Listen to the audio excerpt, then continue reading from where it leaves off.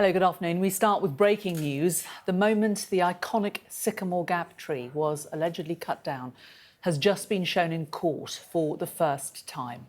The footage was released as part of the trial of two men who are jointly charged with causing criminal damage over the felling of the famous Northumberland landmark.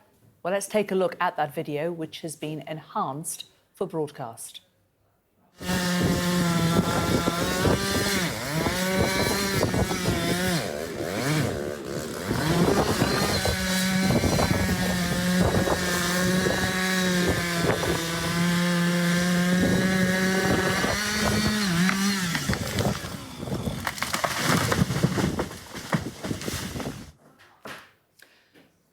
Well, earlier, the jury was shown police body-worn footage from the morning of the 28th of September 2023 from the camera of the officer who arrived at the scene soon after the incident was reported to police.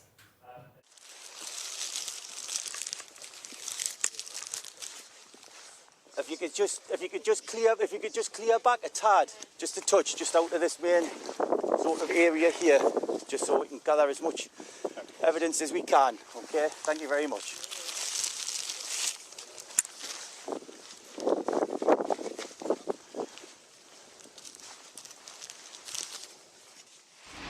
Well, let's go live now to Newcastle Crown Court and our North of England correspondent, Shingi Marariki. Shingi, tell us about this footage that we've just shown, this astonishing footage of the tree falling. Where did this footage come from and what does the metadata on it reveal?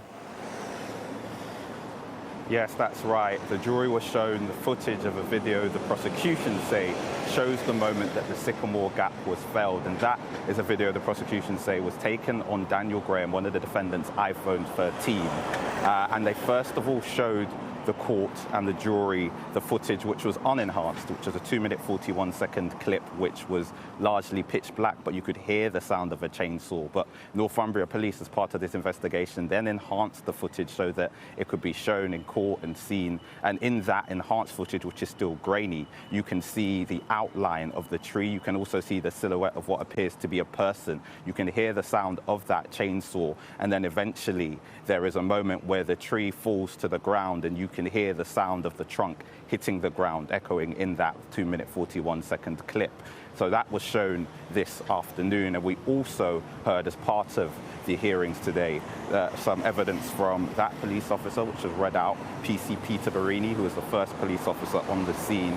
In that body-worn footage that you were talking about, you can see him walking over to where a number of people were beginning to gather the next morning. He says that he saw people there taking pictures and that there were park rangers also at the scene who were visibly distressed, in his words, and we know that that was part of that footage was also seen this morning. We also heard statements read out on behalf of other witnesses, like Tony Wilmot, who was a senior archaeologist for Historic England, who investigated the damage to the wall.